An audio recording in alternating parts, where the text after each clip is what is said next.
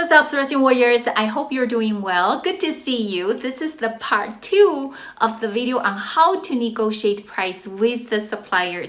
In the part 1 of the video, I talked about the step number 1 extensively on establishing a baseline price, and that is foundational to a good price negotiation. So assuming you have sent a professional RFQ message to your suppliers, and I assume you have sent at least 10 quote requests, now you should get at least 5 to 10 quotes back. Now the ball is in your court. It's time to negotiate.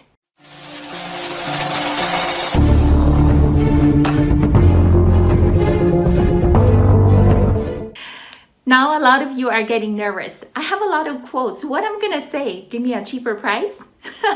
One thing I wanted to remind you is never ever say, I have a very little money. I have a very small budget. Please give me a cheaper price. That's a sign of a weakness. Don't never show weakness to your supplier because they wanted to make more money. They wanted to do business with people who has money. Showing weakness is not going to help you. It's going to work against you. Keep that in mind when you start the negotiation and using I don't have a money or a small budget. It's just not going to work. When you evaluate the 5 to 10 quotes, you will find that the 5 or 4 quotes are very close on the price point, and then there's a couple, maybe 2 or 3 are very high. So what you're gonna do is to group these quotes into 2 groups. One group are the ones that are very close to each other on the price point, and then the other one are very high.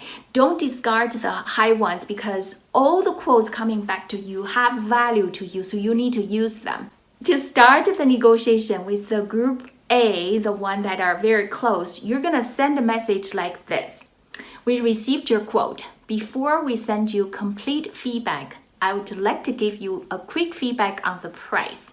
The price you quoted is in the ballpark, but it's not the most competitive. Instead of wasting time going back and forth, I would like you to give me your best offer so we can decide quickly whether to pursue sample request with your company or not. So what you're telling your supplier with this message is that you have other quotes. You're putting them in competition with other people. They are in the ballpark, but they're not competitive. And you're not giving your target price. That's to expose your own bottom line. You need them to volunteer a best price to you.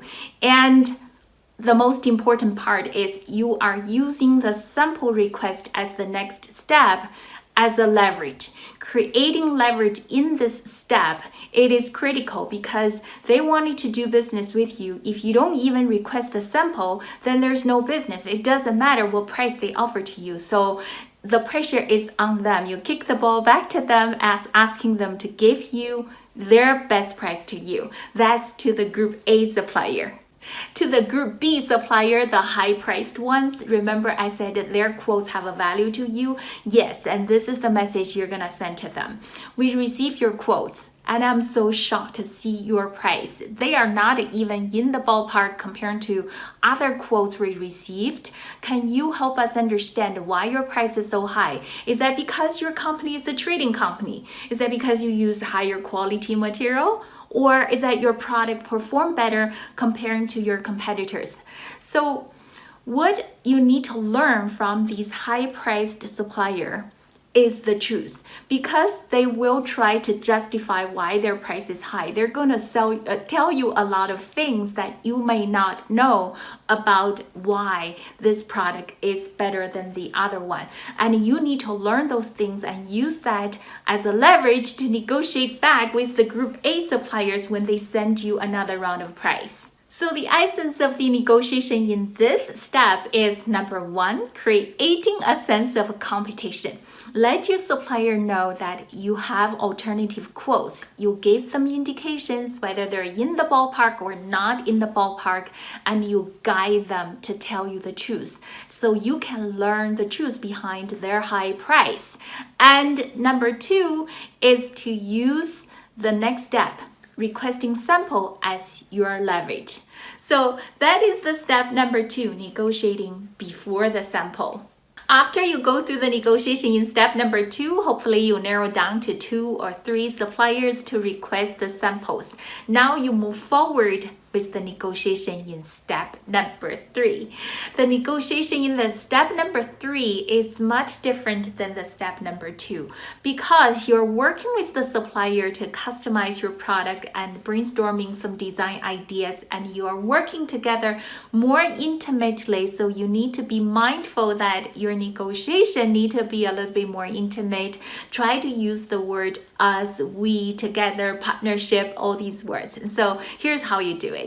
After you review and evaluate your sample, sometimes you just have to scrap the sample because the quality is so bad. There's no need to improve upon crap. You just have to stop moving forward with the supplier. But if the quality is workable, you can customize and improve upon it. And here is the message you're gonna send to your supplier.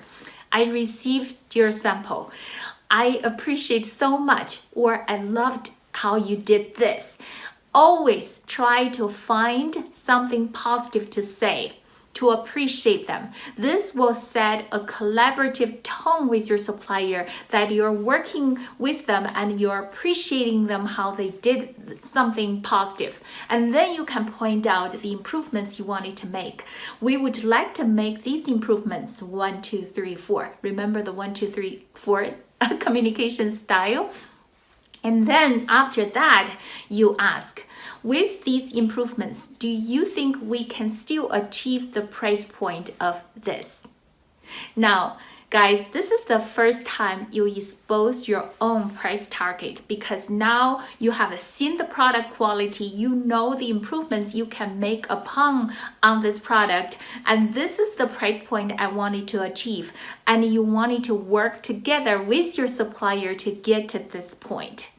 Now, here is the trick, guys. After your supplier gives you their best offer and you pause, meaning that you don't get back to them after a day or 2 days or even 3 days.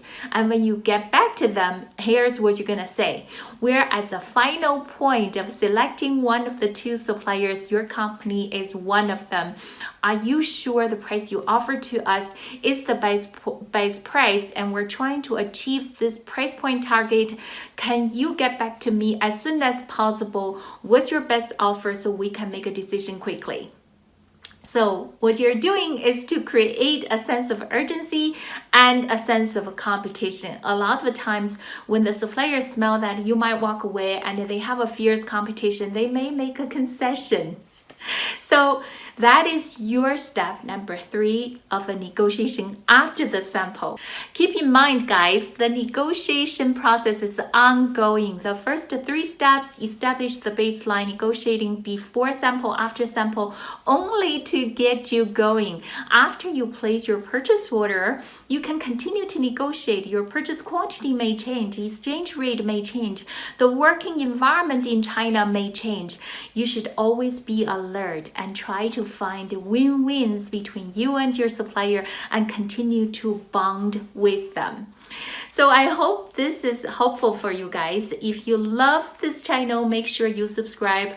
Until the next video, thank you for sharing your time with me. I'll see you soon.